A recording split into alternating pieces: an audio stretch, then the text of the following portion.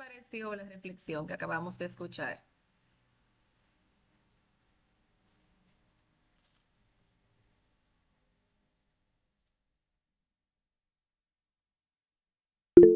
¿La habían escuchado anteriormente? Pueden abrir sus micrófonos, pueden opinar.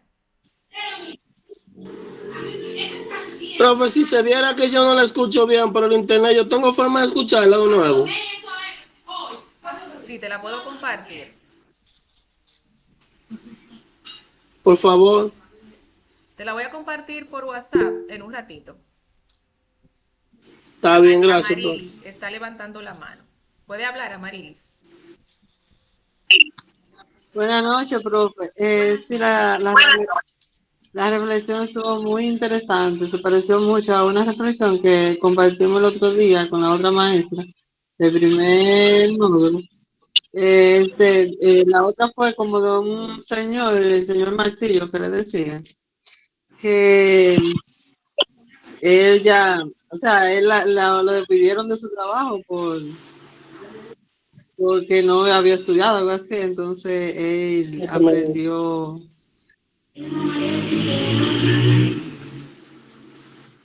¿Sí? ¿Le escuchamos, Amarilis?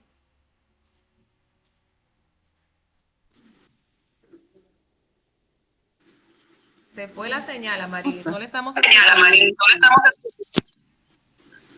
¿No se escucha, no se escucha bien? Ahora sí. El internet parece que hay problema. Que yo decía que esa reflexión se me parece mucho a otra reflexión que compartimos con la otra maestra.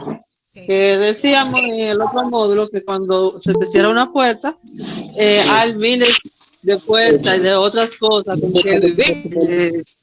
No por eso uno puede como cerrarse a a oportunidades. Es muy interesante, me gustó la reflexión, estuvo muy interesante, muy bonita. ¿Sí ves? Gracias, Amarilis. Gracias. Heuris, por favor, cierra el micrófono para que en este momento.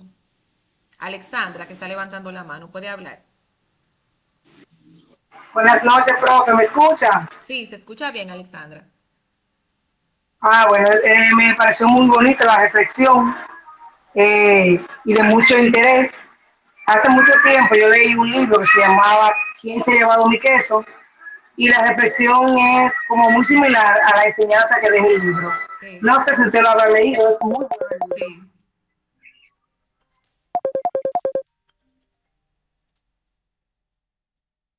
Sí, puede seguir, Alexandra.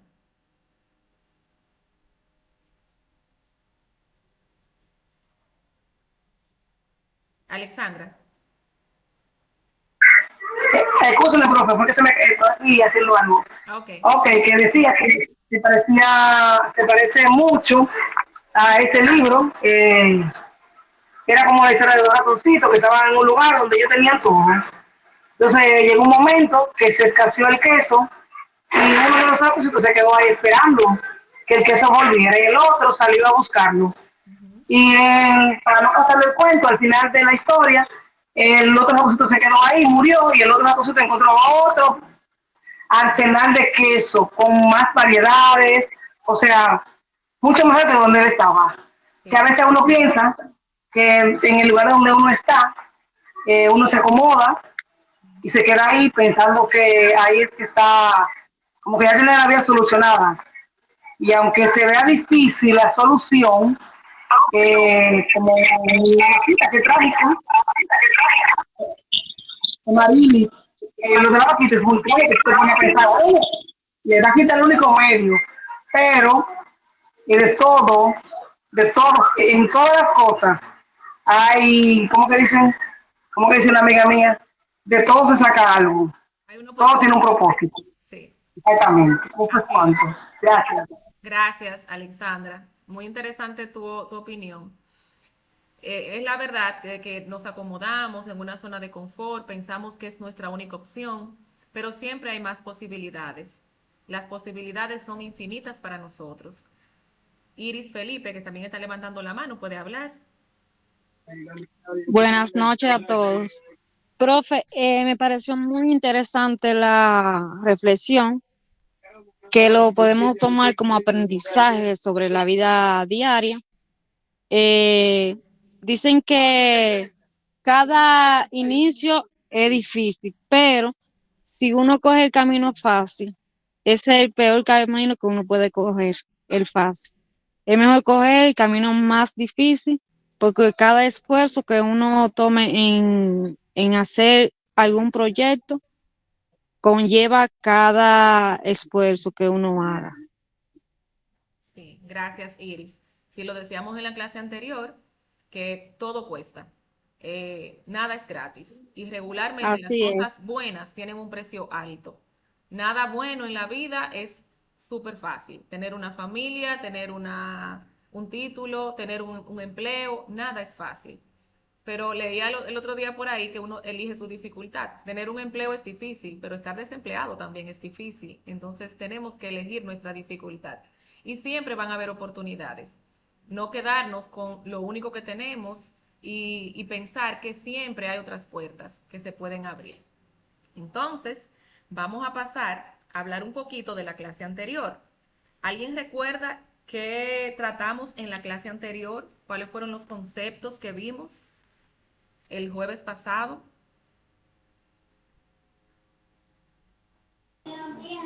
Profe, se habló de la reflexión del portero del prostíbulo.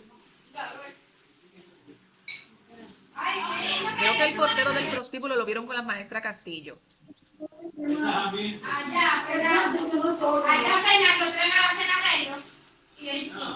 Ajá, sí. Sí. Hablamos la clase pasada del concepto de empresa. ¿Alguien recuerda un poquito que el concepto de empresa que tratamos?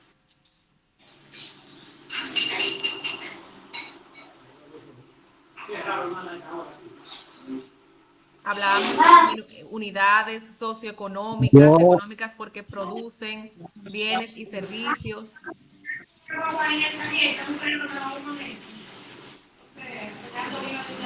Profe, hablamos de vender servicios, de vender productos. Creo que están hablando dos a la vez. Puede hablar ahora, Heuris.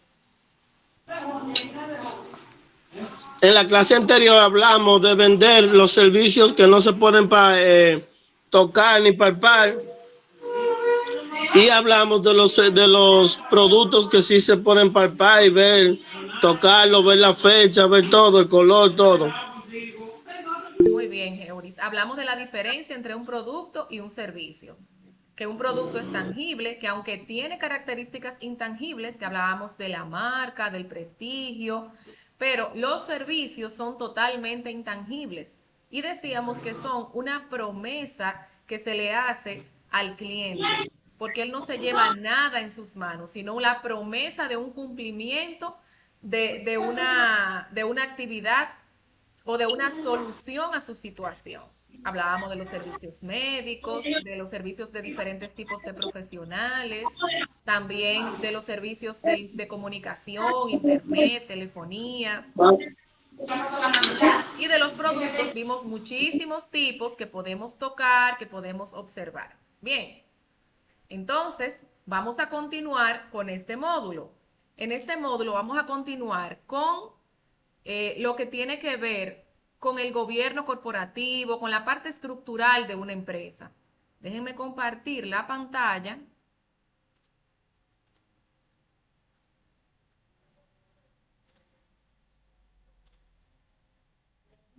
¿Están viendo ya la pantalla? ¿La pueden ver? Sí, profe. Sí, profe. Bien. A ver si puede abrir. Ahora sí abre completa. En este momento no voy a poder ver quién levanta la mano. Yo creo que vamos a tener que designar un moderador, porque cuando estoy compartiendo no puedo observar esa parte. Entonces, se podría crear un poquito de caos cuando estemos hablando por los micrófonos. Por hoy vamos a hacerlo así. Quien quiera dar su opinión puede abrir el micrófono, pero ya para la próxima clase vamos a designar un moderador.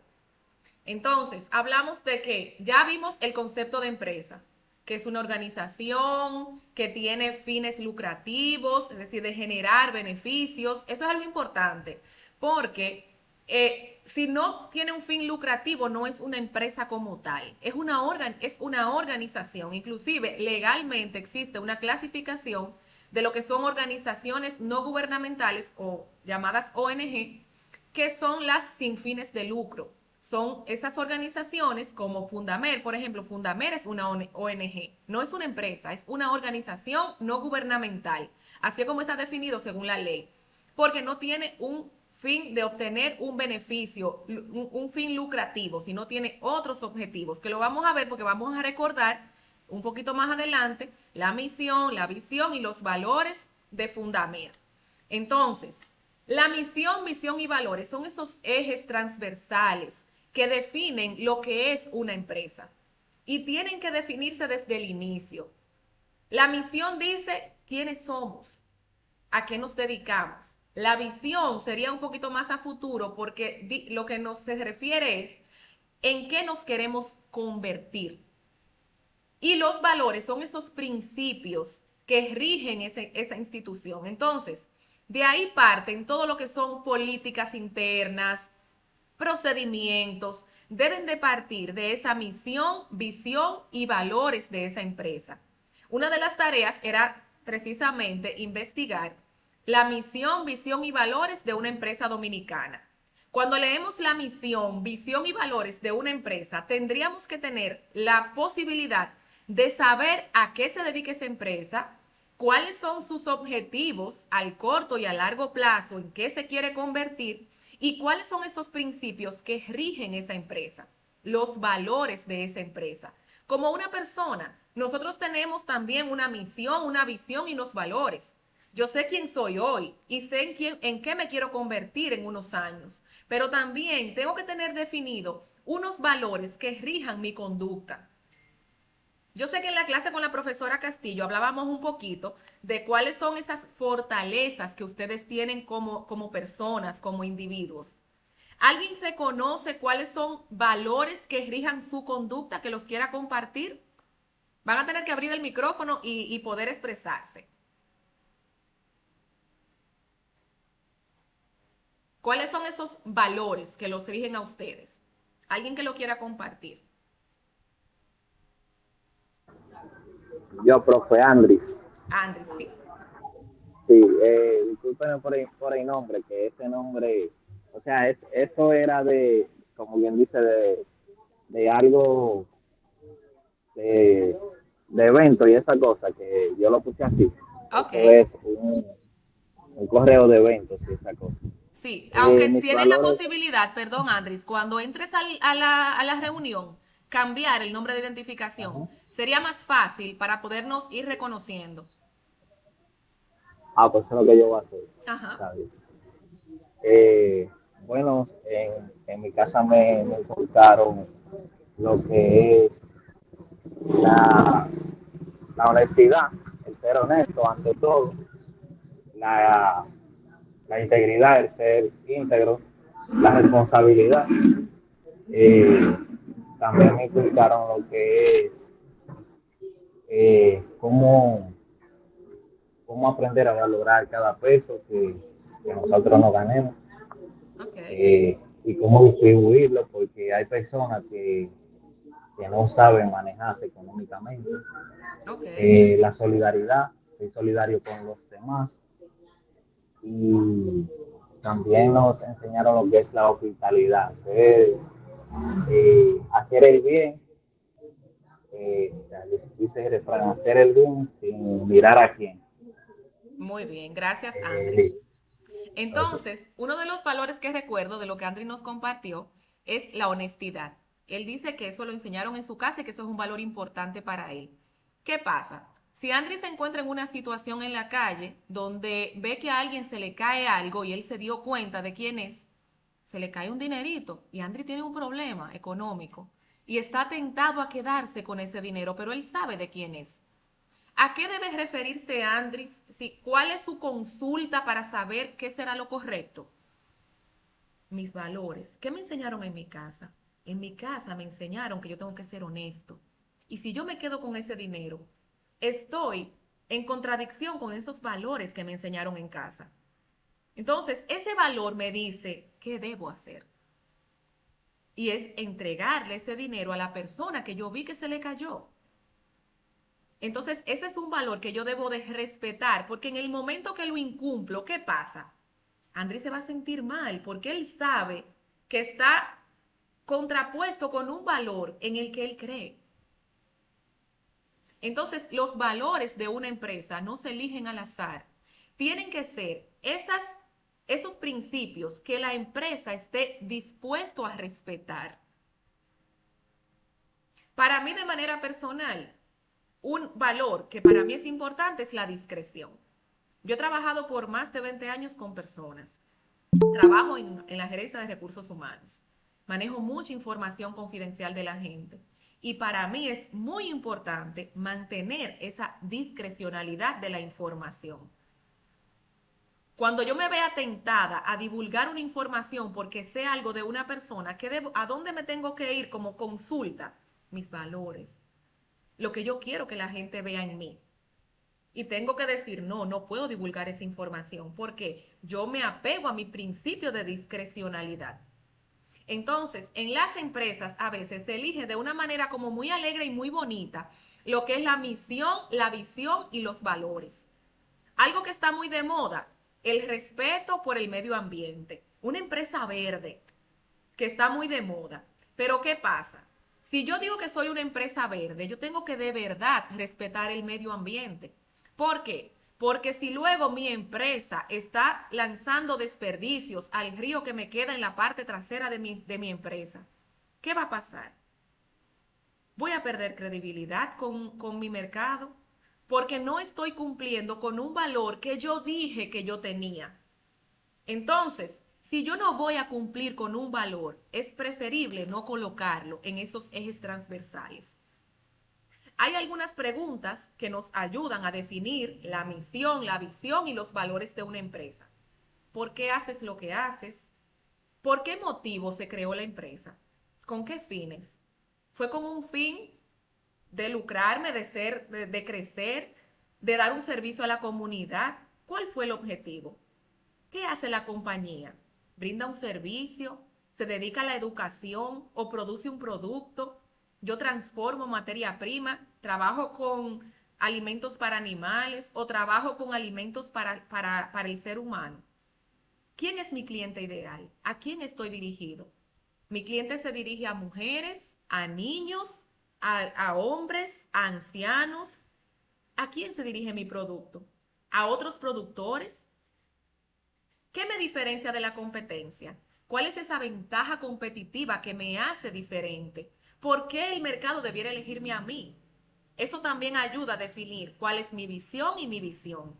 ¿Cuál es el propósito social de mi empresa? A nivel social, ¿cómo yo me comprometo con la comunidad? ¿Qué le aporto a la comunidad?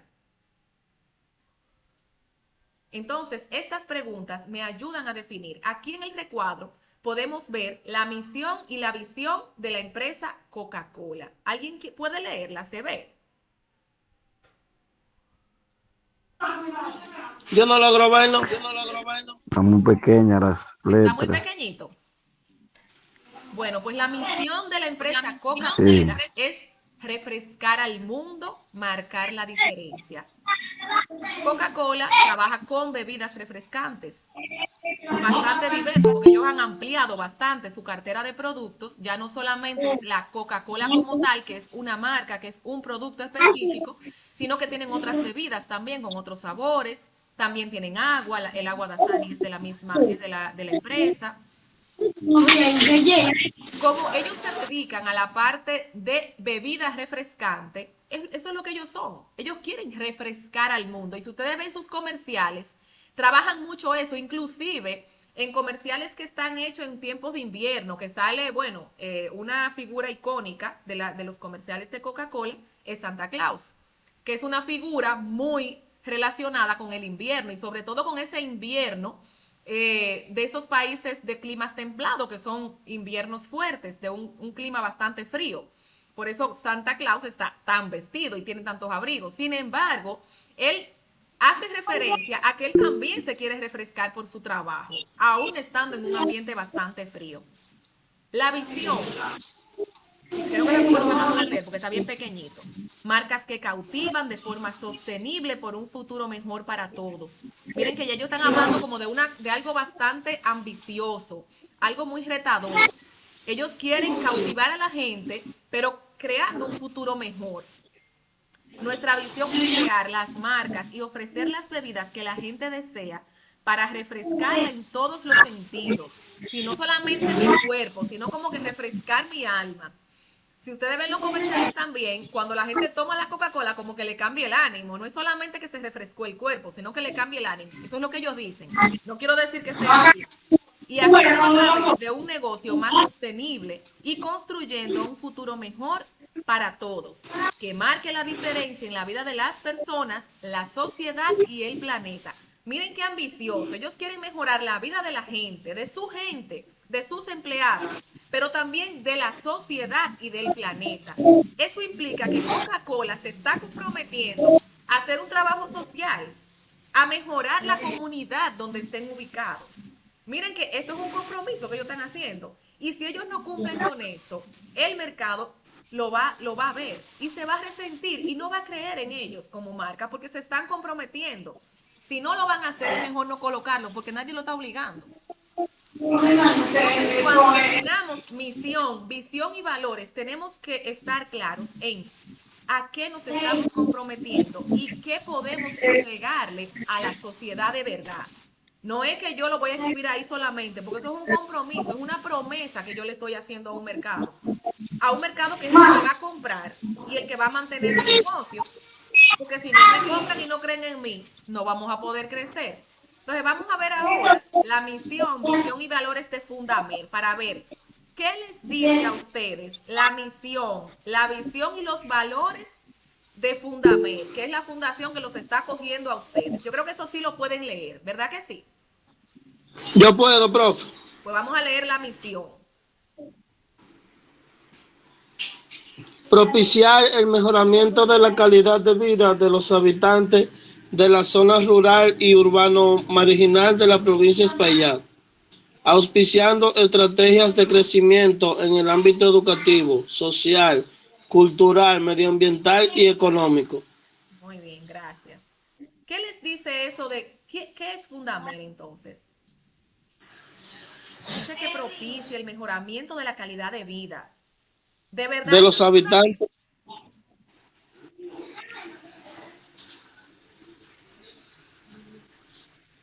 ¿Ustedes creen que sí? Fundamer es eso. Es una institución que propicia el mejoramiento de la calidad de vida de los habitantes de la zona rural y urbano marginal de la provincia de Espaillat. Pero claro que sí, claro. ¿Cómo nos damos cuenta de eso? Profe, pero cada vez que uno de nosotros...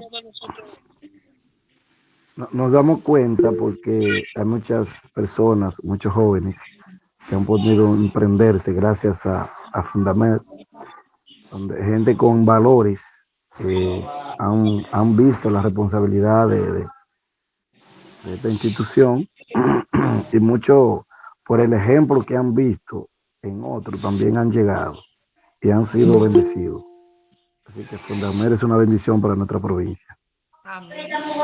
Entonces, Fundamer está siendo congruente con lo que dice en su misión. Inclusive hace unos meses que me encontré con una joven mocana que tiene un emprendimiento, ella vende prendas, sobre todo para mujeres, aretes, collares. Hay alguien, profe, permiso, hay alguien que tiene el micrófono abierto y no está dejando que no se escuche la clase. Yo no lo puedo ver porque como estoy compartiendo, no puedo ver quién la tiene abierto. Tendría que parar de compartir. Entonces les decía que me encontré con esa joven buscando un regalito para alguien y luego vi en sus redes sociales su testimonio, que ella perdió el empleo y que la llamaron para ofrecerle un curso en Fundamer y ella hizo un curso de bisutería. aprendió a hacer pulseras, aretes, collares y así inició su emprendimiento. Ella inició haciendo sus propias prendas y comenzó a venderlas. Luego ella ha ampliado su cartera de productos y ya tiene no solamente lo que ella fabrica, sino también otras mercancías que son de otros productores. Entonces me dio mucho gusto ver, porque eso ya me está diciendo que la misión que está escrita de Fundamed es una realidad, porque está propiciando el mejoramiento de la calidad de vida. Con una sola persona que haya mejorado su calidad de vida, estamos cumpliendo con nuestra misión como institución, porque ya hay alguien que gracias a un taller que recibió en Fundamed ya tiene de qué vivir, cómo producir y cómo sostener a su familia. Hay un joven también en Moca que tiene un negocio muy próspero de empanadas. Y todo surgió con un taller que recibió en Fundamed, un taller de emprendedurismo.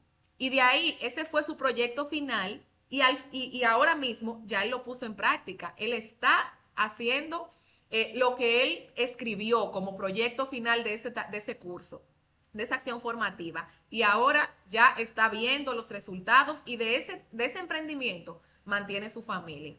Inclusive muchas veces en los talleres que hacemos presenciales lo utilizamos para como proveedor de la picadera, de lo que vamos a hacer allá en la fundación.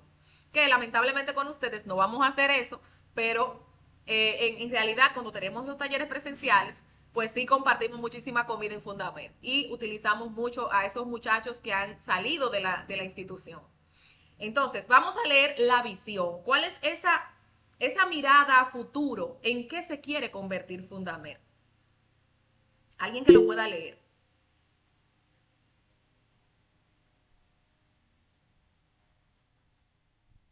¿Quién nos ayuda a leer la visión?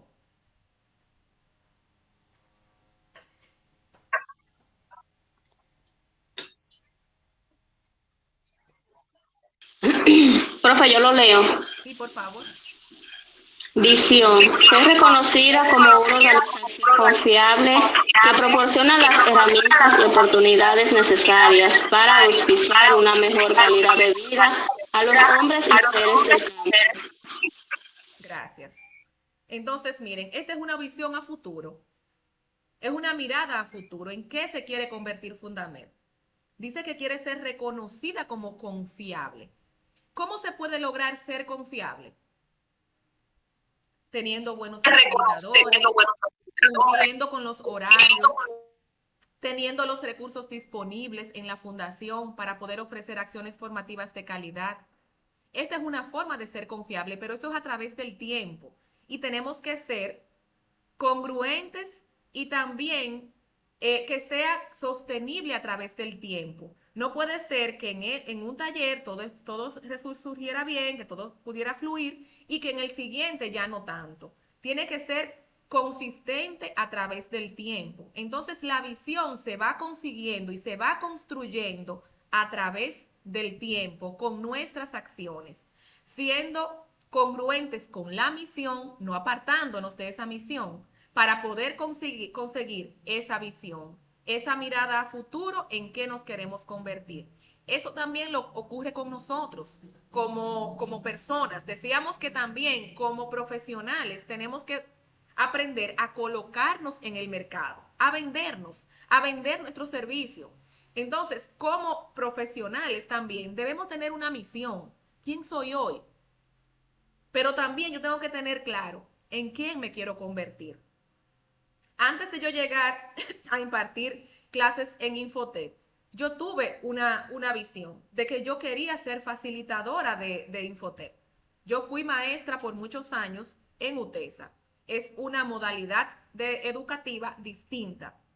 Y a mí me interesaba mucho el modelo de Infotep, pero tuve que prepararme para eso. Tuve que definir unos pasos para yo poder lograr ese objetivo. Y me tomó varios años, les cuento.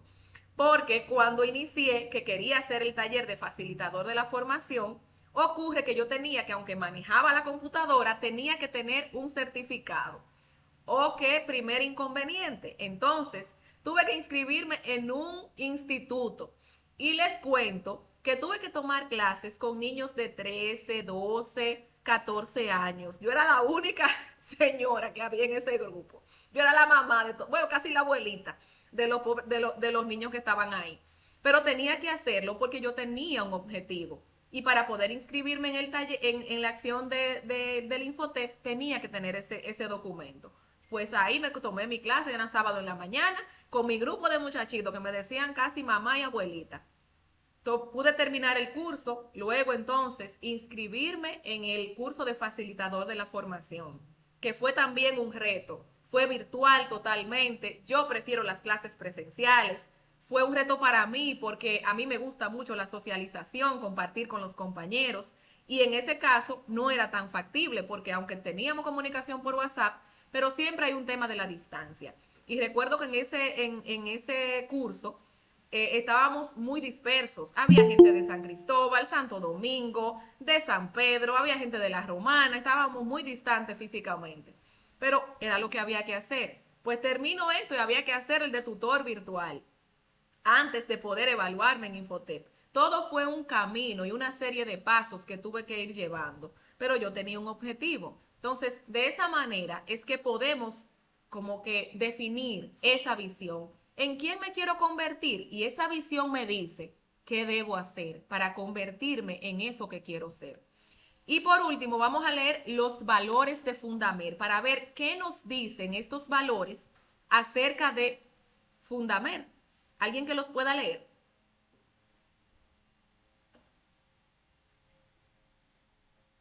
¿Quién nos ayuda? Profe, yo lo puedo leer si nadie lo lee. Sí, por favor.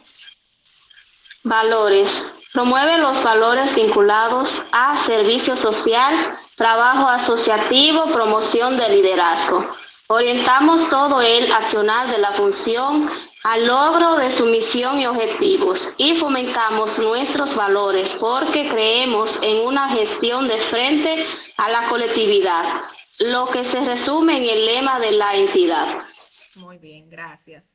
Entonces, miren que los valores están muy fundamentados en servicio social, servicio a la sociedad, trabajo de promoción del liderazgo. Todas estas acciones formativas que se promueven a través de Fundamer, que son totalmente gratuitas, van todas orientadas a servicio social, van dirigidas al mejoramiento de la calidad de la sociedad. Entonces, estamos alineados con esos valores. Cada actividad que la fundación promueve o gestiona, tiene que primero referirse a esos valores. Sí, está dirigido a un servicio social, promueve el liderazgo, de verdad mejora la calidad de vida de la sociedad. Entonces, de esa manera se define si Fundamer participa o no en esa actividad. Si es una actividad que no promueve valores de liderazgo, de servicio social, de mejora de la calidad de vida, pues Fundamer no participa. ¿Por qué? Porque eso podría crear una confusión de lo que somos. Entonces, la misión, visión y valores define quiénes somos, quién es la empresa, quiénes somos nosotros como personas, como profesionales. Y la empresa tiene que tener mucho cuidado al definir estos elementos, porque de ahí parte, como les decía, todo lo que es el gobierno corporativo, las políticas internas, el trabajo social, cómo hago mi publicidad, en qué medios la coloco, porque todo tiene que ser congruente. No puede haber una distorsión. Decíamos en la clase anterior que las entidades financieras se cuidan mucho de su imagen. ¿Por qué? Porque uno de los elementos principales que tiene que tener una entidad financiera es confiabilidad, confianza de sus ahorrantes. ¿Por qué? Porque un cliente de un banco pone su dinero, los ahorros de su vida, el dinero que está destinado para la formación educativa de sus hijos, se lo pone en la mano a un banco. Tiene que ser confiable. Jamás puede permitir que salga un rumor de que hay falta de liquidez, de que un cheque lo devolvieron, de que hay dificultad, de que hay empleados que no son honestos. Todo eso tiene que estar alineado, porque si no, entonces pierden su mercado, pierden sus clientes y decíamos que la única forma de que una empresa logra ingresos es por las ventas. Y si no tenemos clientes, no tenemos ventas. Si decíamos que eso es muy importante, las ventas son muy importantes porque es la única forma de generar dinero para mi empresa y yo poder pagar mis proveedores, poder pagar la nómina. Pero ¿qué pasa? Detrás de esas ventas, ¿quién está? mi cliente. Si no existe un cliente, no hay ventas. Entonces, esto es algo muy importante. Bien. ¿Algunos han hecho la tarea de investigar la misión y visión de alguna empresa dominicana? Porque algunos me comentaron que sí, que se habían adelantado un poquito a esas tareas. ¿Lo han hecho? Pero, a Sí, mí no me deja profe. entrar, Sí, profe, profe. no, a mí no me deja entrar, ¿no? Sí. ¿No le deja entrar a la tarea? Sí hay algunas que se hicieron ya, pero a veces cuando le doy a entrar, donde no me deja de que hay que descargar una aplicación, la descargo y no nada. ¿Usted lo está haciendo Voy a desde tener un que ir allá. celular o desde una computadora? Desde un celular. Ah, si este es el celular, tiene que descargar Word. Yo le decía a otra estudiante que lo ideal es que pudieran trabajar desde un computador. Perdón. Desde el celular se hace muy difícil para cargar las tareas. Ah, bueno, pues ahí es que está el problema mío. Sí, tienen que buscar la manera o de descargar Word en su teléfono y hay que tener buenas habilidades de uso del celular para lograr eso y poder cargar esa tarea. La opción más viable es que puedan trabajar desde un computador, porque subir las tareas de Word se le va a hacer muy complejo. Bien, pero ¿alguno hizo esa tarea, la tarea número 2, que hablaba de investigar Sí, misión, yo visión la y hice, valores? maestra. ¿Quiere compartir con nosotros cuál investigó? Ah, claro, deme un minuto, que lo voy a buscar aquí, que lo tengo guardado en archivo para poder leérselo y compartirlo. Ok. Un momentito. Dame un minuto, escasa. Deme un minuto. Sí.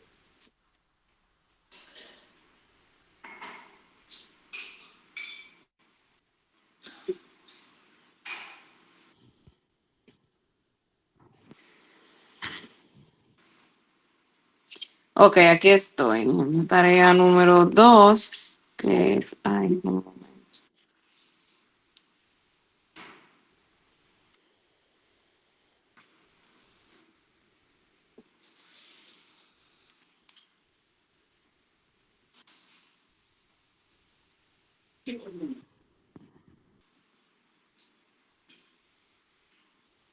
Ok, aquí la tengo. Entonces, por ejemplo, yo investigué, profesora, Ujú. la misión y visión de la empresa Nestlé Dominicana. Muy bien. Dice que su misión exige que sean vistos como una amistosa, cuidadosa y eficiente organización cuyo principal objetivo es ofrecer a los consumidores con seguridad y conveniencia productos alimenticios de alta calidad. Y la visión dice ser la principal compañía de comida y bebidas en la región del Caribe, proporcionando a nuestros clientes productos de alta calidad y servicios con valor añadido, a precios competitivos, al mismo tiempo garantizar la viabilidad a largo plazo y la rentabilidad de la organización. Pero miren que Nestlé es una empresa que se dedica a la producción de alimentos. Entonces, ellos se enfocan mucho en el tema calidad y precio conveniente, porque hay un mercado muy competitivo en el renglón al que ellos se dedican. Entonces, para ellos eso es una parte fundamental. La calidad de lo que producen, que genere confianza. Dicen que es una empresa que cuida, ellos trabajan mucho temas de medio ambiente, apoyan muchas organizaciones que trabajan con reforestación, limpieza de playas, ellos se dedican mucho a esa parte. Entonces, siendo congruentes con su misión y miren que su visión es como en lo que ellos se quieren convertir, quieren ser la empresa principal a nivel del Caribe. Ellos saben que no lo son en este momento, pero están dando los pasos para convertirse en eso. Entonces, miren que esa es la diferencia. La misión es quién soy hoy, a qué me dedico hoy, qué es lo que hago el día de hoy. La visión, en qué me quiero convertir a futuro, quién quiero ser. Y los valores son esos principios que rigen mi conducta, que rigen mi comportamiento. Eso es muy perfectamente aplicable para una empresa, pero también para ustedes. Y yo les invito a que hagan el ejercicio, aunque no es parte de una tarea, de definir su misión, su visión y sus valores.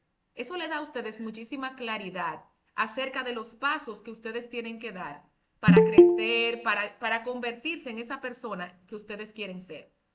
A veces sabemos que queremos trabajar mejor mi relación con Dios, yo quiero ser una persona más espiritual, tengo que dar pasos. Bueno, yo voy a ir a la iglesia, voy a congregarme, lo voy a hacer de manera frecuente todas las semanas, voy a ir una vez a la semana a la iglesia, por ponerles una cosa. Entonces, definir esa misión, visión y valores es realmente muy beneficioso para cualquier persona. Ustedes están todos en una edad no quiere decir que porque sean solamente jóvenes, porque en cualquier momento de la vida esto es bastante beneficioso porque genera claridad en lo que queremos ser. A veces hasta yo quiero ser una mejor madre como visión. Y entonces para hacer eso, ¿qué tengo que hacer? Tengo que trabajar mis emociones, tengo que trabajar en la crianza más respetuosa, ser un poco más calmada, tal vez enfocarme un poquito más en las cosas que cocino, hacerle un poquito más variado a mis hijos, porque yo quiero aprender unas recetas nuevas y darle como un poquito más de color a sus comidas. Una serie de pasos. Si cada quien sabrá quién soy y en qué se quiere convertir. Y definir, súper importante, cuáles son esos principios que me van a llevar hasta ese lugar. Bien, entonces les invito a que lo hagan, que yo sé que va a ser muy, muy beneficioso. Entonces ya vimos el tema de lo que es una empresa, de lo que rige a una organización, de cómo se define esa empresa. Ahora vamos a ver los tipos de empresa que hay. Hay muchas categorías atendiendo a diferentes factores. Entonces, vamos a iniciar con los tipos de empresa dependiendo de la procedencia de su capital. ¿De dónde vienen esos recursos para poder operar? Esta parte ustedes la pueden leer.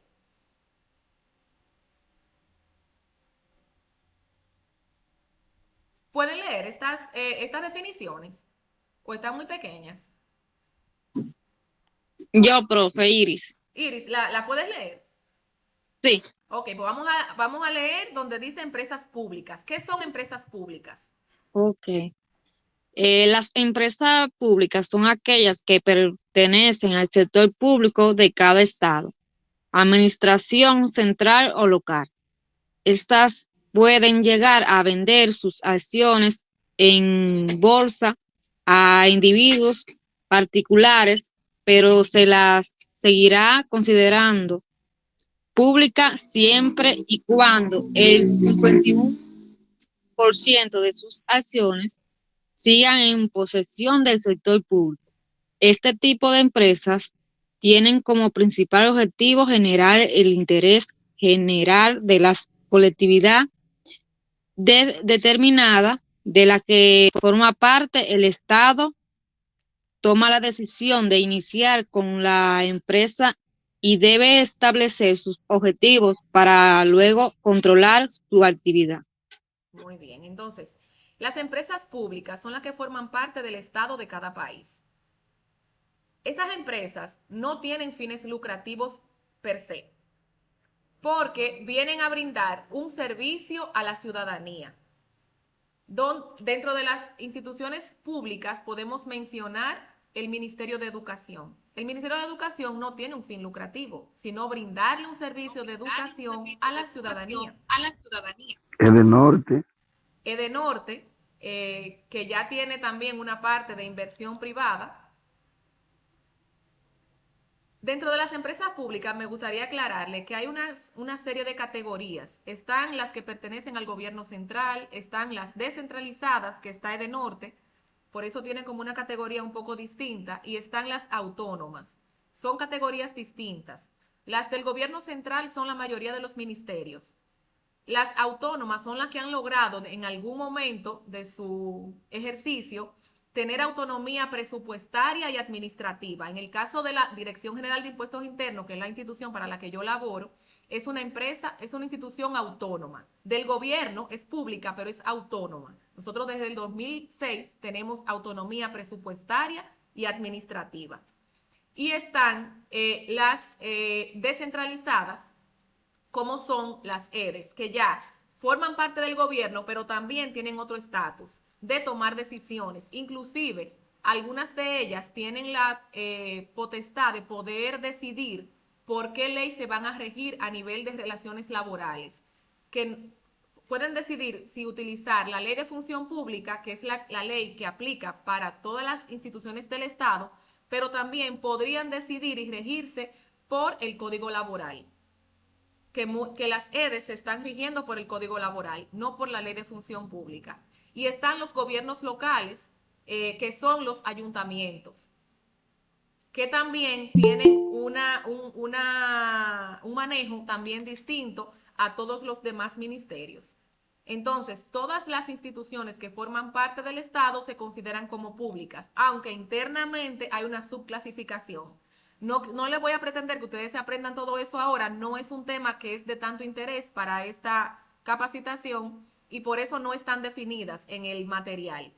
Pero para conocimiento general de ustedes, para que sepan que hay diferencias dentro de las instituciones del Estado, por si acaso han escuchado decir que, mira, fulano lo nombraron y le llegó un nombramiento de Santo Domingo, pero fulano trabaja en otra institución del Estado, pero no le llega un nombramiento de Santo Domingo, él ingresó, pero no le llegó un nombramiento. En el caso de los empleados de la Dirección General de Impuestos Internos, no nos llega un nombramiento de Santo Domingo, porque como somos autónomos, ya tenemos la potestad de tomar ese tipo de decisiones a nivel de la institución.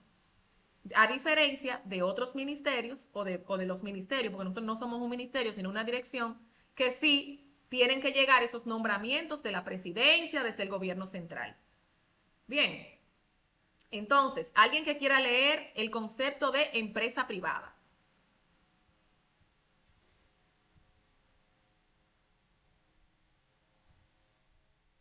¿Quién nos ayuda? No estoy mirando, no puedo ver quién levanta la mano porque al estar compartiendo. Yo, profe. Sí, por favor. Empresas privadas. Las empresas privadas, en cambio, son aquellas que están a cargo de individuos particulares. Además, las acciones de esta empresa se pueden vender en bolsa. Su principal objetivo es el de maximizar su beneficio y venta, así como también sus cuotas del mercado. Muy bien, entonces las empresas privadas son las que tienen ese interés pecuniario de obtener beneficios y el origen del capital es el sector privado. Si son individuos que obtienen sus recursos, los invierten, ya vamos a ver en un ratito el tipo de empresa dependiendo de la legislación, pero todas las que tienen un origen del sector privado, que su capital viene del sector privado, que no viene del Estado, son consideradas empresas privadas. Ustedes tienen una tarea también que es identificar 3 empresas públicas, 3 empresas privadas. Y están las mixtas. Estas son poco frecuentes porque tienen una inversión tanto pública como privada. Como vimos en la definición de empresas públicas, si el gobierno tiene por lo menos el 51% de las acciones, se sigue considerando una empresa pública. Eso pasó con la tabacalera en un momento, que estaba todavía bajo control del Estado. Ya pasó a tener un control privado porque ya el sector privado tiene más del 51% de las acciones de esa institución, que en un momento fue una empresa pública.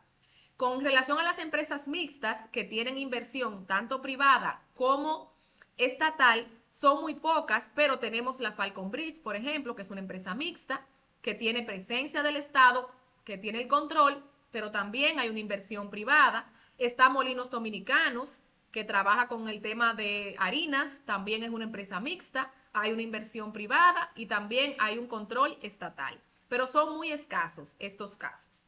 Bien.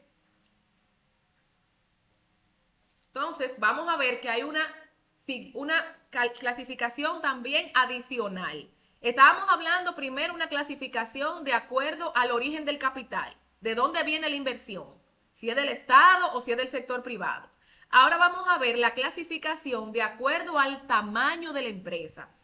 Si ustedes vieron, hay una nueva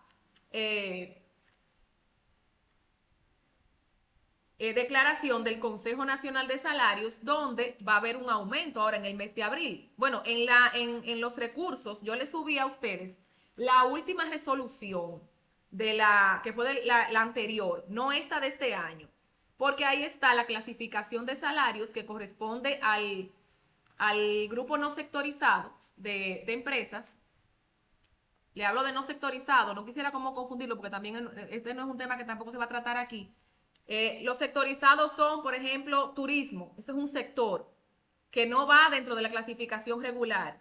El sector agrícola está sectorizado. En la parte de la construcción, albañiles, también está sectorizado. Esas son clasificaciones aparte. Todo el resto de las empresas están dentro de esta clasificación. Entonces, de acuerdo al tamaño, hay una clasificación distinta a lo que tiene que ver el origen del capital. Entonces, de acuerdo al tamaño, hay 4 categorías en nuestro país. Y de acuerdo a esas 4 categorías existen 4 salarios mínimos. Que a veces nos confundimos y pensamos, pero mira, el salario mínimo ahora en nuestro país es de 25,000 pesos. Pero posiblemente ese salario mínimo sea para empresas grandes, que actualmente es de 24,990. Ese es el salario mínimo, pero es para una empresa grande. Si yo trabajo para una microempresa, ese no es el salario mínimo. El salario mínimo de una microempresa es de 14,161, diferente. Entonces, por eso es muy importante que sepamos a dónde estamos, porque a veces exigimos algo que no nos corresponde. Pero vamos a ver la clasificación de las empresas de acuerdo a su tamaño y atendiendo a cuáles elementos se define qué es una microempresa, qué es una pequeña empresa, cuál es una mediana y cuál es una gran empresa. Entonces vamos a leer. Ustedes creo que lo pueden leer porque las letras están del mismo tamaño. ¿Qué es una microempresa?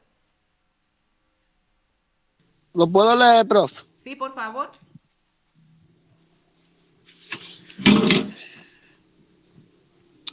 Microempresas. Muchas corresponden a negocios pequeños y familiares con finalidad de subsistencia o más fuentes de ingreso.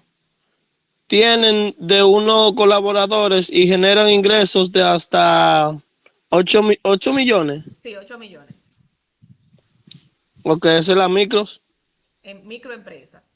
¿Reconocen ustedes microempresas en su comunidad, donde viven? Un colmado es como una microempresa, es una microempresa. Muy bien. Y una ferretería, profe. Claro, un taller. Muy bien. No, ya una ferretería es una mediana empresa.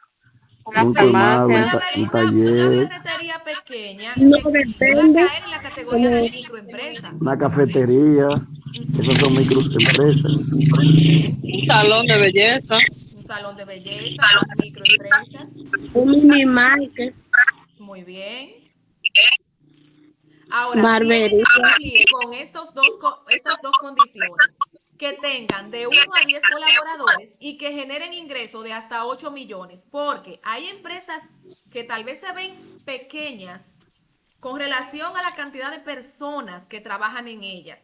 Y tal vez sea una pequeña oficinita. Sin embargo, generan ingresos de muchos millones en el año, que sobrepasa los 8 millones. Y si pasa los 8 millones, aún sea un local pequeñito, que solamente trabaje una persona, pasa a ser una pequeña empresa, no micro. Que tiene que cumplir con estas dos características, porque nos podemos confundir y pensar, hay negocios que son grandes en volumen de transacciones. Sin embargo, solamente es una pequeña oficina y alguien con un computador haciendo transacciones. Ahora mismo que está de moda este tema de las monedas virtuales, Bitcoin y ese tipo de monedas virtuales, que todavía hay muchos gobiernos que no las reconocen, pero es un negocio que existe y que está operando, que lamentablemente en nuestro país no hay una legislación que lo regule y por eso se dan muchísimas estafas. Pero son negocios que mueven millones de pesos. Sin embargo, posiblemente sea una persona que esté operando ese negocio, con un computador. Entonces, no es una microempresa. Si genera más de 8 millones en el año, no es una microempresa. Hay que ver cuánto genera y ver en qué categoría va a caer. porque pesa más el tema del dinero que mueve que la cantidad de empleados. Entonces, una microempresa tiene que tener de 1 a 10 colaboradores, pero debe generar ingresos de hasta 8. No se puede pasar de 8 millones en el año. Y también con la inflación y todo eso, hay muchos negocios que uno lo ve pequeñito, pero generan más de 8 millones en el año. El negocio que, por ejemplo, venden bebidas alcohólicas, que tienen un movimiento altísimo. De este tipo de productos y se pueden pasar. Entonces, una pequeña empresa. ¿Quién quiere leer lo que es una pequeña empresa?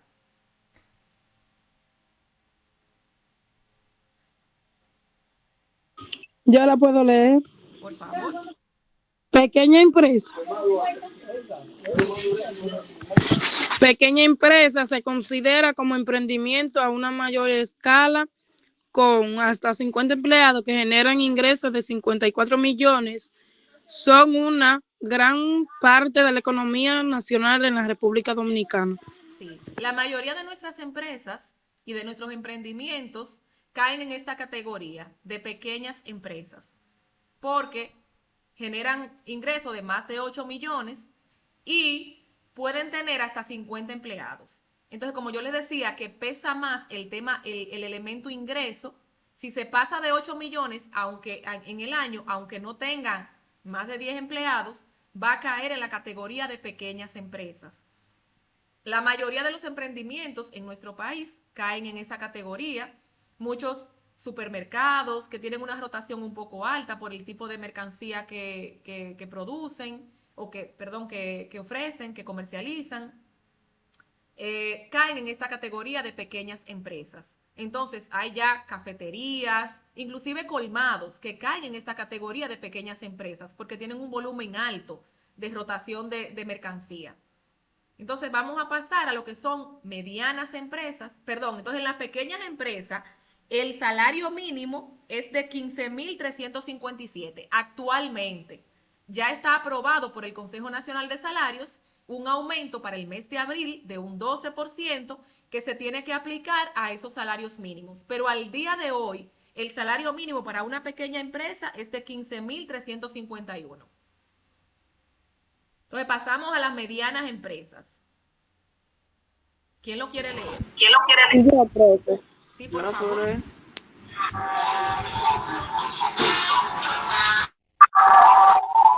Medianas empresas tienen hasta 150 colaboradores e ingreso máximo de 202 millones. Generalmente tienen estructura más grande y requieren una mayor inversión. Muy bien. Entonces, estas ya son unas estructuras más grandes porque ya tienen hasta 150 colaboradores, ya eso es algo más importante a nivel económico, pero también implican una mayor inversión y no pueden pasar de 202 millones, es decir, están entre los 54 y los 55, vamos a decir, porque ya 54 caen pequeñas, pero si se pasa de 54 ya es mediana, entre los 55 y los 202 millones en el año. Entonces, también ese es un rango muy amplio. Por eso también hay muchas empresas ya, esas establecidas, estas cadenas de supermercados, también de restaurantes que caen en medianas empresas. Para que no se reste entonces, en el caso de las medianas, el salario mínimo actual es de 22.908 al día de hoy. Y pasamos entonces a las grandes empresas, que ya son estas que superan los 202 millones al año, y que tienen más de 150 empleados. En nuestro país tenemos muchas grandes empresas realmente, inclusive nosotros como institución tenemos una gerencia que gestiona solo a las grandes empresas, a nuestros grandes contribuyentes, y ya tenemos un número significativo.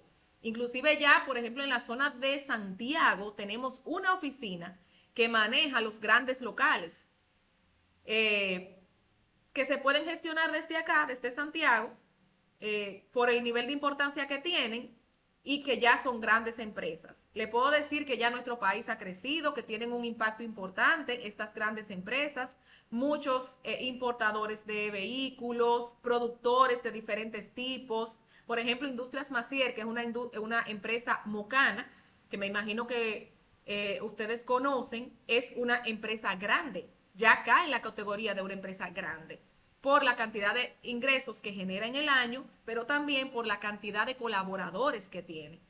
Entonces, así tenemos muchos ejemplos de empresas que ya caen en la categoría de grandes empresas en nuestro país. Y ya en ese caso, entonces sí, es el salario mínimo de 24.990, que ya va a haber un ajuste en este mes de abril y ya entonces va a haber otro con el tema del aumento del 12% que vamos a tener.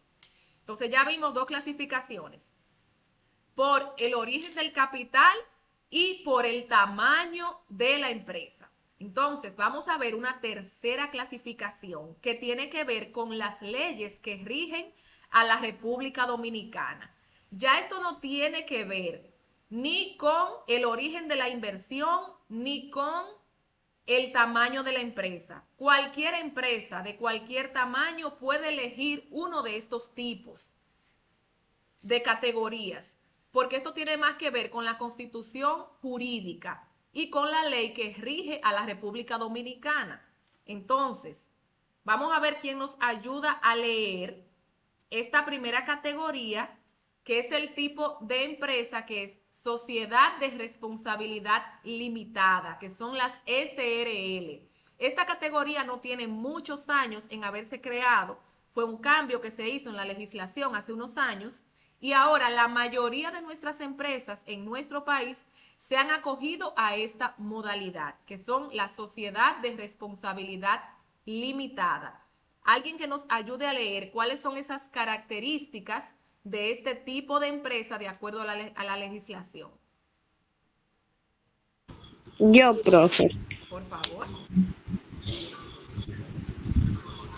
Sociedad de responsabilidad limitada.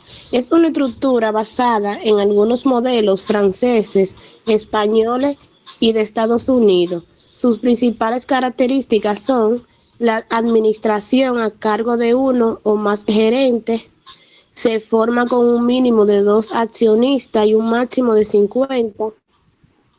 Tienen un capital social autorizado mínimo 100.000. El capital social debe ser suscrito y pagado por completo al momento de su constitución y depositado en una entidad de intermediación financiera, previo a su matriculación en el registro mercantil. Las cuotas sociales, en principio, no pueden ser cedidas libremente. La responsabilidad de los socios está limitada al monto de sus aportes a la sociedad. Forma societaria ideal para la pequeña y mediana empresa y los negocios de la familia. Muy bien, gracias. Entonces, miren, esta es la forma jurídica ideal para los emprendimientos, para lo que es una pequeña y mediana empresa que necesitan constituirse legalmente, tener documentos que le den una personalidad jurídica. ¿Por qué se habla de que es una sociedad de responsabilidad limitada? Porque hay varios socios, pueden ser mínimo 2, porque no es una empresa de único dueño, sino que hay varias personas que están, que forman parte de los propietarios, y esa empresa tiene una personalidad jurídica, es como una persona, lo que implica que si hay una demanda, se demanda a la empresa, no a los socios, no a la persona. Entonces, por eso es que es una modalidad que es muy conveniente, porque te exime de esa responsabilidad personal. Si yo tengo un negocio que yo creé una pequeña fábrica de caramelos y ya estoy trabajando y vendo a colmados y a supermercados, pero tengo mis hermanos que nos hicimos socios en ese emprendimiento. Ya cada uno hizo su aporte.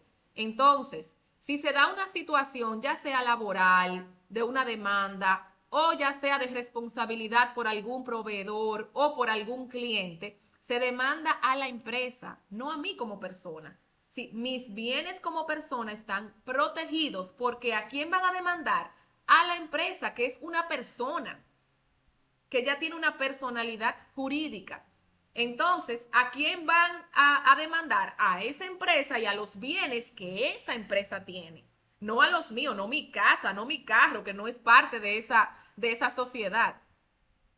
Entonces, por eso es una modalidad que es muy conveniente para este tipo de empresas. La mayoría de las medianas empresas en nuestro país están acogidas a esta modalidad de SRL, inclusive de las medianas, la mayoría, por no decir prácticamente todas, porque hay sus excepciones, pero la mayoría de las empresas dominicanas, medianas, pequeñas y micro, están acogidas a esta modalidad. De las micro hay algunas que están en otra modalidad que la vamos a ver más adelante. Entonces está la sociedad anónima o compañía por acciones. Vamos a leer lo que es la sociedad anónima. ¿Quién nos quiere leer? Yo la puedo leer. Por favor. Sociedad anónima o compañía por acciones están reguladas por la ley 3111 de la DGI. De la Dirección General de Impuestos Internos. Oh, gracias. Si bien su uso era más común, se reservó para el negocio de gran inversión. El monto del capital mínimo es de 30 millones. Sí. Gracias. Ok, gracias. Entonces, esta sí está como más destinada para estas grandes empresas que inclusive ya cotizan en bolsa, ya tienen abierto la venta de acciones para el público general, porque no tiene que haber esa transparencia de quiénes son los accionistas, sino que se puede vender a cualquier persona. Por ejemplo, Grupo Popular es una compañía por acciones. Ya hay muchas personas que tienen acciones en el Grupo Popular, tanto Banco Popular como AFP Popular, porque hay varias empresas asociadas a lo que es el Grupo Popular. Estas empresas grandes que ya están queriendo cotizar en bolsa, en el mercado internacional, para atraer inversiones inclusive extranjeras, están acogidas a esta forma de sociedad anónima o compañía por acciones, porque las acciones pueden ser muchísimas, se pueden aumentar. Yo puedo tener 100 acciones, pero las puedo aumentar a 1000. Independientemente se hace un cambio legal, se hace una transformación, pero se puede ir creciendo la cantidad de acciones y yo puedo ir consiguiendo más accionistas y más accionistas. Entonces, por eso, esta es una modalidad, una categoría que está más destinada, más de uso común para esas grandes inversiones, para esas grandes empresas. Y no todas las empresas grandes de nuestro país se han acogido a esta modalidad. Hay todavía muchas empresas grandes que están en la categoría de SRL, que fue la categoría que vimos previa. Bien, entonces vamos a ver la empresa individual de responsabilidad limitada o EIRL. Vamos a ver quién nos ayuda a leer cuáles son las características de este tipo de empresas.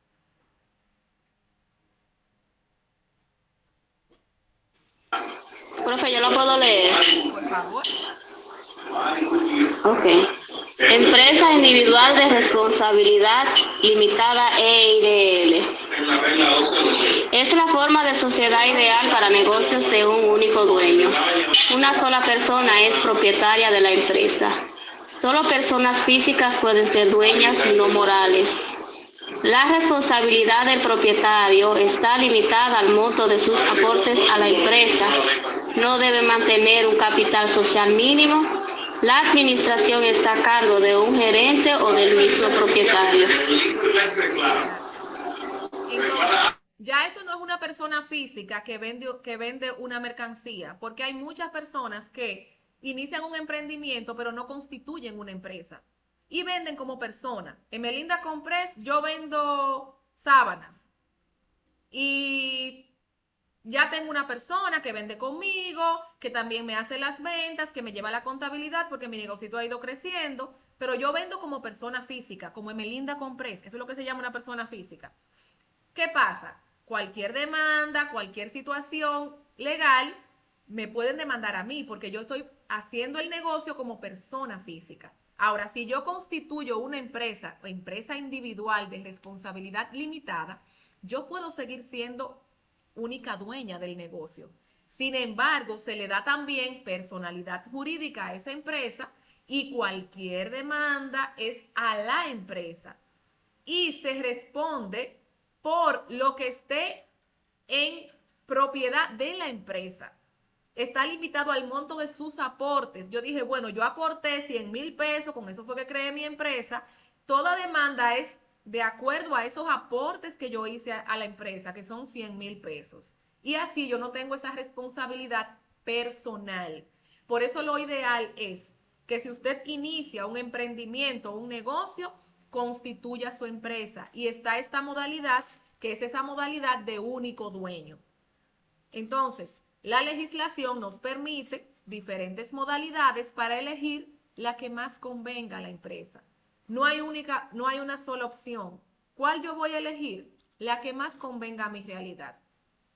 ¿Cuántos empleados tengo? ¿Cuántas personas están invirtiendo? Debe haber una transparencia. Hay muchas personas que se acogen a la SRL, aunque sea ficticio el tema de que hay más inversionistas. Le ponen, por ejemplo, un 1% a un hijo, un 2% a la esposa y el resto es del propietario real. Y eso lo hacen para tener una condición distinta. Pero en realidad al final es una empresa de único dueño. Y está esta opción de ser una empresa individual de responsabilidad limitada sin tener que mentir y sin tener que agregar personas que de verdad no tienen ninguna influencia en la empresa. Porque a muchas personas le ha pasado que ponen esos socios ficticios y cuando se da una venta, esa persona puede reclamar porque legalmente hay un compromiso. Dice que usted dijo que en la constitución de esa empresa que el 2% era de esa persona. Y si usted se disgusta con esa persona y luego esa persona reclama su 2% de su empresa, usted va a tener que dárselo porque usted lo puso en la constitución de ese negocio. Entonces tenemos que estar muy bien informados para elegir la modalidad que más nos convenga, tanto a nivel económico como de operación. Bien, ¿estamos claros con esto? ¿Alguna pregunta? Estamos claros, profe. ¿Los demás? ¿Alguna pregunta con relación a esta categorización? Obviamente hay que leerlo mal paso porque así es que a uno se le queda la cosa en la mente leyendo varias veces. Claro, claro, es la responsabilidad de ustedes. Ustedes tienen un material ahí que yo les cargué. Entonces, ustedes tienen la responsabilidad de leer ese material que tiene muchísimos más detalles que lo que estamos viendo aquí. Claro, aquí yo les voy a explicar, pero en el material está mucho más detallado y es responsabilidad de cada uno de ustedes leer. Bien. Entonces, ya vimos el tema de las categorías. Vamos a pasar al tema de las estructuras, que fue también parte de una de las tareas que les asignamos. La estructura es esa forma de jerarquía que hay en las empresas, de cómo se van a bajar las líneas de mando, quién toma decisiones. Ese esqueleto de la empresa es la estructura. Y las estructuras definen eso. ¿Quién toma decisiones? ¿Quién manda a quién? Si al final, ¿quién manda a quién? Entonces, cuando estamos dándole esa forma a una empresa, que ya definimos misión y visión, quiénes somos y quiénes queremos ser, ya sabemos a qué categoría corresponde nuestra empresa. Somos una pequeña empresa y ya definimos a nivel legal qué tipo de institución somos. Sabemos de dónde proviene el capital, ya tenemos una idea bastante clara de quiénes somos. Ahora hay que definir una estructura jerárquica, definir departamentos, definir áreas, quién va a tomar decisión en cada área, quién es el que va a supervisar al personal de cada área y quién toma decisiones. Esto es una cosa súper importante en una empresa. ¿Quién va a tomar decisiones? Se dice que la responsabilidad yo la puedo delegar. Yo puedo delegar tareas, pero yo puedo delegar tareas, pero la responsabilidad yo no la puedo delegar. Si usted es responsable de un equipo que se gestione bien, que sea productivo, el equipo de ventas está a mi cargo y yo tengo unas metas de venta todos los meses que tengo que distribuir entre el número de personas que están asignados a mí, esa parte yo no se la puedo delegar a nadie. Yo puedo poner a un colaborador a que me haga un reporte, a que me haga un informe, a que le dé seguimiento a algo, pero al final esa responsabilidad de que ese equipo cumpla es mía. Entonces, por eso es que es muy importante definir en una organización quién va a tomar decisiones. Miren, a veces en las empresas que son de familia, de único dueño, eso se hace muy difícil. Porque cuando la familia está involucrada, todo el mundo como que quiere mandar. Y todo el mundo entiende que tiene la potestad para tomar decisiones. Y para las empresas de familia, inclusive hay una certificación que existe, que el Infotep la puede tramitar y puede acompañar a las empresas a certificarse como empresa de familia, a definir su plan de sucesión. Si el dueño, si el fundador muere, ¿quién es que va a asumir? A veces en las empresas de familia eso está muy difícil. ¿Por qué? Porque el padre fue quien creó el negocio, lo creó desde cero. Yo comencé a hacer arrocitos de esos rojos. Yo no sé si ustedes lo conocen, eso en mi tiempo se vendía mucho. Unos cuadritos de arroz pintados de rojo. Y yo comencé a hacer mis arrocitos y bueno, y el negocio creció. Y ya es una pequeña empresa que le vende a muchos colmados y ya tengo mis vendedores, que son unos chucheros que van a diferentes partes del país y ya venden mi mercancía. Y el señor que fue quien creó ese negocio y el que ideó todo, es el que dirige y el que toma la decisión y el que compra el arroz y el que compra el colorante y el que va a producción. Entonces, ¿qué pasa si esa persona fallece? Porque pasan las cosas. Miren, esto que ocurrió hoy. Esa persona estaba en una actividad de disfrute, en una actividad festiva, muchos celebrando cumpleaños, diferentes eventos, y no salieron vivos de ahí. Sí, como decía un compañero de trabajo, lo único que tenemos seguro es la muerte. Entonces, aunque hay gente que dice, somos hijos de la muerte, yo pienso que no, somos hijos de la vida, pero lo único que tenemos seguro es que vamos a partir en un momento de este plano terrenal. Entonces, ¿qué va a pasar si ese fundador, ideólogo de toda esa maquinaria, de esa empresa que ya ha florecido, hoy ya no vive más? Tiene que haber una definición de quién va a tomar el mando de eso para que eso no se vaya a pique, para que ese esfuerzo no se vaya al traste, porque estamos hablando de muchísimos años de sacrificios para poder llegar a ese nivel. Entonces, por ese motivo es que deben de definirse jerarquías y hay diferentes formas de definir esas jerarquías. Está la jerárquica tradicional, que es esa línea de mando como piramidal, que hay alguien que está en la cabeza. Ustedes lo van a ver en el material, hay muchos ejemplos y hay gráficas, donde hay alguien que es la cabeza y que dirige todo el grupo, y todo es como que va bajando, hasta el que tiene menos responsabilidades y el que tiene menos poder de decisión. Pero también está una estructura funcional, que es de acuerdo a diferentes tareas. Esto está dividido por funciones, el área de finanzas, el área de producción, el área de recursos humanos, tiene diferentes, y dentro de ella puede haber también una jerarquía que sea la tradicional. Está la matricial, que es menos utilizada, que es para pequeñas matrices. Regularmente se aplican para lograr un equilibrio en diferentes áreas, para que no hayan conflictos.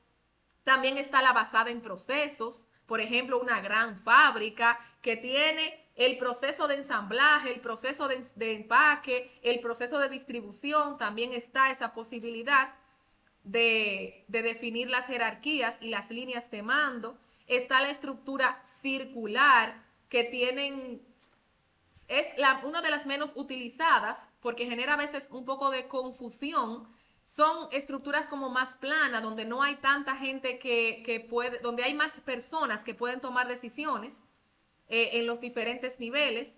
Está la horizontal, que todavía es un poco más plana, es decir, hay menos esa jerarquía como tan piramidal, sino que hay mucha gente que puede tomar decisiones. No es tan común verla en nuestro país, porque aquí tenemos todavía la cultura de la supervisión un poquito excesiva, podría decir. Está la estructura de red, que también ustedes la van a ver, que se parece a la matricial. Está la centrada en un producto. Para grandes empresas eso funciona bastante bien, donde tienen líneas de productos diferentes. Por ejemplo, bueno, tenemos la parte de medicamentos, la parte de antibióticos, vitaminas, medicamentos para niños, y está una estructura que está dividida por producto.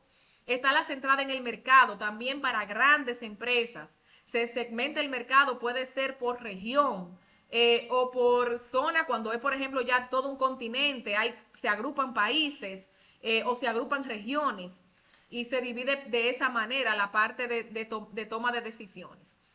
La parte también, la estructura geográfica, que también es parecida a la anterior, donde yo también puedo dividir zona sur, zona este, zona norte, y crear una estructura por cada una de esas zonas. Y de esa manera, entonces, se define. En la tarea yo les había asignado que debían definir cómo se elige una estructura. Ese nivel de jerarquía, cómo se definen las líneas de mando, quién va a tomar las decisiones. Y me parecieron muy interesantes las respuestas. Yo ya he calificado la mayoría y me gustaría que ustedes, vimos esto bien rapidito, los tipos de estructura, porque son muchas y ustedes tienen que leerlo en el material, ya profundizar un poquito más. Esa es su responsabilidad. Miren que no hay una tarea tan profunda con el tema de los tipos de estructura, sino que solamente yo les pedí que hablaran de cómo definir el tipo de estructura que vamos a utilizar. Y de verdad que me gustó mucho lo que ustedes fueron colocando en el foro y me gustaría darle la oportunidad que ahora lo compartan.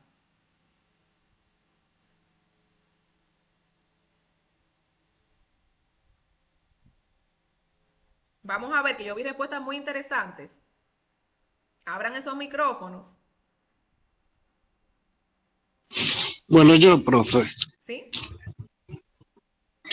Bueno, yo había puesto en base a mi experiencia personal lo que yo había visto de varias empresas se hace en la forma en la que venden el producto o en la forma en la que trabajen.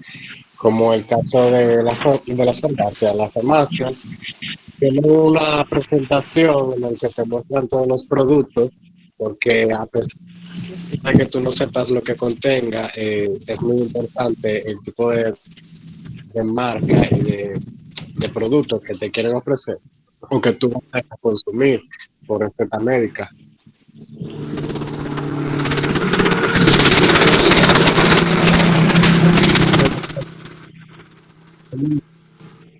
Muy bien, gracias.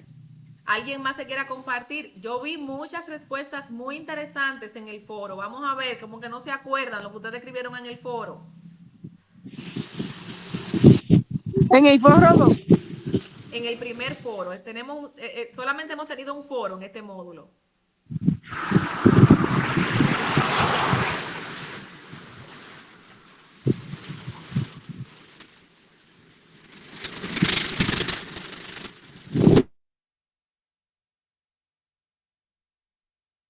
Miren, uno de los elementos que hay que considerar para elegir la estructura es cuánto control yo quiero tener sobre la toma de decisiones. Si yo quiero dar mucha libertad o yo quiero limitar mucho la libertad de toma de decisiones. Esas estructuras planas que dijimos, la circular, la horizontal, están más asociados a mucha libertad para que la gente tome decisiones sin tener que consultar mucho, sin tener que preguntarle a alguien más arriba. Digo, mira, que me están pidiendo que una mercancía que hay que devolverla, tengo que esperar que mi supervisor me apruebe y el supervisor de mi supervisor también me autorice. Eso es algo súper importante. ¿Qué tanta libertad usted le quiere dar a los colaboradores para tomar decisiones? Le puedo hablar de nosotros como institución, Dirección General de Impuestos Internos. Para nosotros el control es vital. Y por eso tenemos mucha burocracia y una estructura muy piramidal. Para cualquier cosa hay varias personas que tienen que autorizar. Eso es buscando que no haya ningún tipo de malos manejos, porque lamentablemente en el sector público está la costumbre todavía del soborno, está todavía la costumbre de muchas malas prácticas. Entonces, el hecho de que para hacer algo varias personas tienen que autorizar, garantiza que haya más dificultad para hacer cosas incorrectas. ¿Por qué? Porque tendrían que ponerse de acuerdo 3 o 4 personas para hacer algo incorrecto. Entonces, para nosotros es más importante el control que la rapidez. Preferimos que los procesos sean un poquito más lentos, pero que haya más control. Y por eso hay una estructura que es muy piramidal y donde hay varios niveles de supervisión para una misma actividad. Entonces, eso es un elemento súper importante. ¿Qué tanta libertad o qué tan poca libertad yo le quiera dar a mis colaboradores para tomar decisiones? Y eso tiene mucho que ver también con a qué yo me dedico. Porque hay empresas, por ejemplo nosotros que trabajamos con el contribuyente, con un tema tan delicado como el tema impuestos, con un país donde hay una cultura de evasión todavía muy fuerte y muy generalizada, donde la gente quiere pagar lo menos posible y a veces quiere pagarle a alguien para que le cobre menos, tenemos que pensar, mi cliente es complicado, trabajo con un tema delicado y un tema que es muy propenso a que haya malos manejos. Tengo que tener mucho control, tengo que tener una estructura muy piramidal. No le puedo dar tanta libertad a la gente de tomar decisiones solo, de que un colaborador cualquiera pueda tomar una decisión importante. Tiene que haber una supervisión. Pero todavía hay muchas cosas interesantes que ustedes pusieron. Vamos a ver, acuérdense del foro, lo que ustedes pusieron en el foro.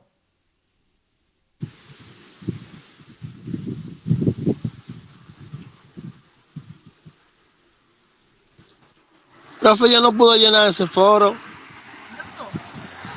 pero yo corregí muchos foros. Disculpe, Bueno, profe, que yo le que puse yo... 5. Yo voy a tener que revisar entonces y comenzar a cambiar esas notas. Sí, Porque ¿quién fue que escribió esos el foros? mío está bueno. Ok, El mío vamos está a ver. bueno, profe. Lo que pasa es que estoy aquí con fiebre y tengo el virus. Ay, Yo ay, nada más que ay. estoy escuchando, ya usted sabe. Pero no Sí, se acuerda lo que estoy usted puso en su aprendiendo, foro. pero calladito estoy aprendiendo, sí. Ok, vamos a ver, acuérdense lo que ustedes pusieron. Voy a tener que revisar el foro y comenzar a quitar notas. Porque ustedes no se acuerdan lo que ustedes escribieron en ese foro. Está peligroso este caso. Vamos a ver, ¿qué pasó?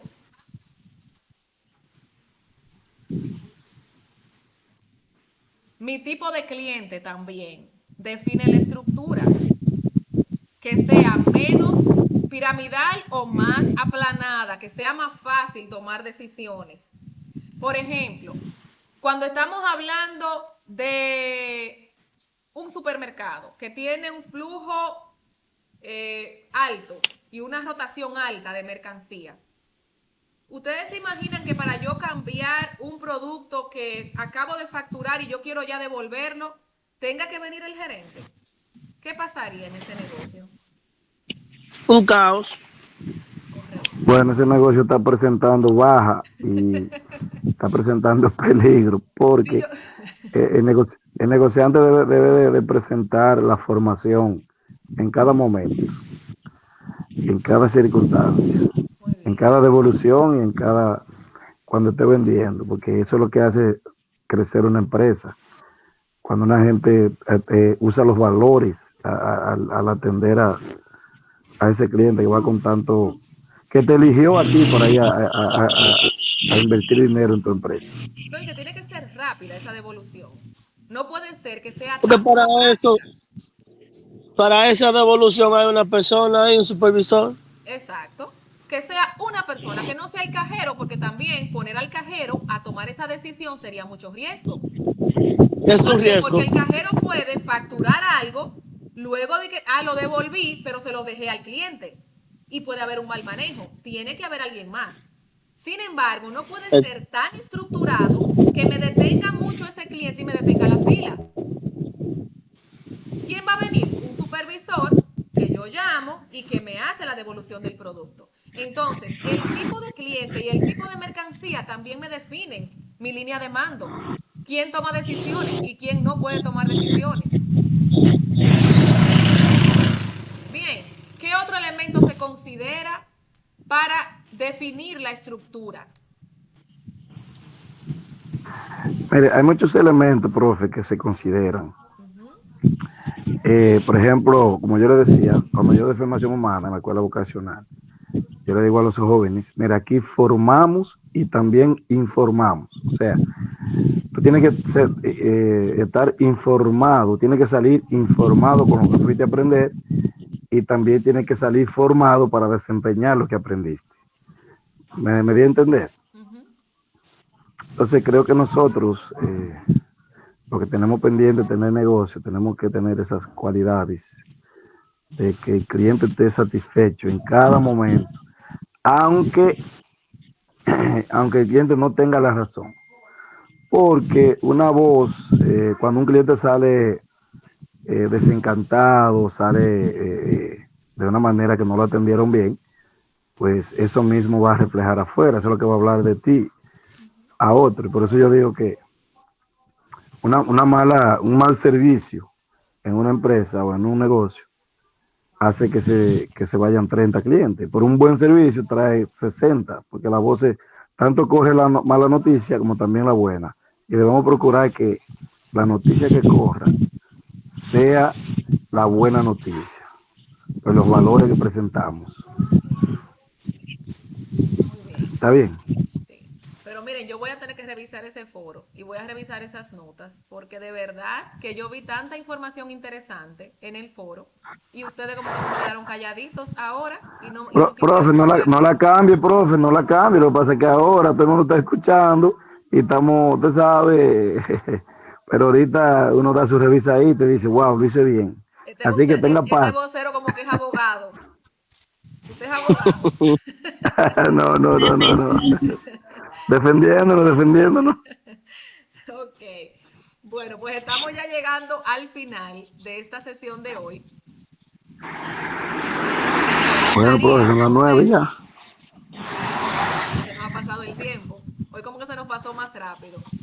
Sí me gustaría que me digan con qué se quedan de la clase de hoy. Ay, mire, en caso mío aprendí mucho lo que es las medianas, pequeñas y microempresas. No estaba bien claro ahí. Y hay microempresas que pasan a ser a medianas empresas y por ahí. Si pasan de 8 millones. Sí. Ya pasaron Aprendí a la otra también categoría. lo que son las empresas públicas y privadas, las que son semi privadas, que están ligadas con la pública. Aprendí a los valores, que siempre estoy confundido, porque siempre creo que primero va la visión, porque yo creo siempre que primero va la visión, después la misión y después los valores. Estoy confundido ahí porque yo siempre creo que para tú tener una acción, primero tienes que tener la visión. Pero le entendí perfectamente la aclaración que usted hizo y qué bueno. aprendí Primero eso y tenemos que mucho decir más. quiénes somos para luego decir en quiénes nos queremos convertir. Entonces, primero está la Exactamente. misión, quién soy, y luego veo la visión, qué quiero ser. Así es. Así es. Gracias. ¿Quién más que se queda de esta noche? Pues eso mismo, profe, lo que es la microempresa mediana, ya la grande, y también esto de EIRL, que es, por ejemplo, perfecta para lo que es un negocio propio, que usted sea su propio dueño. Eso también. Yo prometo segurito que mañana voy a leer bien. Le voy a dedicar mucho tiempo porque me interesó mucho. Está muy interesante todo eso. Bueno, me alegro de que le haya resultado interesante. Sí. Vamos a ver los demás, porque tengo solamente 2 o 3 personas participando. ¿Qué es lo que pasa? Los demás, ¿qué dicen? No, profe, que ya sabemos más o menos identificar cuando una empresa está en crecimiento, cómo una empresa puede evolucionar de una pequeña empresa a una mediana y a futuro una gran empresa. Bien. Todo depende del esfuerzo y de... ¿Qué es lo que queremos llegar a ser? Claro, grandes empresarios. Sí. Miren, Queremos ser innovadores. Eso no es imposible. Va a depender mucho de la persistencia, de tener una visión clara de lo que queremos, Yo les ponía a ustedes Industrias Macier como ejemplo, que es una empresa ya considerada como grande dentro de nuestra comunidad mocana, que debe darnos mucho orgullo. Yo trabajé para ellos también unos años. Y les puedo dar testimonio de que el señor Francisco Quesada inició en su casa. Él inició haciendo arrocito de los rojos, de lo que se hacían en fundita. Ese fue su primer producto. Luego él como que vio que eso no funcionaba mucho y pasó al tema de la cosmética, de champú y de los acondicionadores en bolsitas. Esa gran empresa mocana empezó en el patio de su casa, haciendo champú y rinse en una barrica. Entonces, Una pequeña muestra fue la Mi Terraza también, que empezó en la marquesina de la casa, también vendiendo un mofonguito. Mofongo, bueno, yo recuerdo que ya siendo yo una adulta, recuerdo estando en la universidad, íbamos a ese lugar, que era en un colmado que los vendían. Y ya se ha convertido en un negocio que es casi marca provincia, porque ya nos reconocen por ese negocio a nivel nacional. Entonces, profe, también está a San Martín. Galletas Martín, muy buen ejemplo. Sí, esas comenzaron en la casa y ya ellos, bueno, aunque siguen en la casa, pero ya se han expandido. Miren, hay muchísimos ejemplos de pequeños emprendimientos que se han convertido ya en empresas establecidas, en grandes empresas. Todo se puede. Va a depender mucho de la perseverancia, de la persistencia, de prepararse para lograr esos objetivos. Por eso yo les decía que les invito a que definan esa misión y esa visión. ¿Quiénes son ustedes hoy? ¿En quiénes se quieren convertir? Tener una visión de futuro para ustedes mismos. Eso es muy importante. Porque si es importante para una empresa, es importante para mí, que soy mi principal empresa. Yo soy mi principal producto. Entonces, tenemos que tener claro esos elementos. Así es. Entonces, terminamos por esta noche. Les recuerdo que tienen que terminar esas asignaciones entre entre el día de mañana, ya miércoles. Ahí terminan las asignaciones de esta primera semana de este módulo 2. El jueves, entonces ya vamos a trabajar con otros temas, ya yo le voy a comenzar a cargar otras actividades, porque ya las que les asigné tenían que ver con estos temas que concluimos la noche de hoy. Bien, entonces mañana dedíquense a terminar las tareas, a cargar lo que les falta de eso que ya están trabajando, porque como vamos a trabajarle por otro tema, no se les mezclen las cosas, las informaciones, porque vamos a trabajar ya con un tema distinto.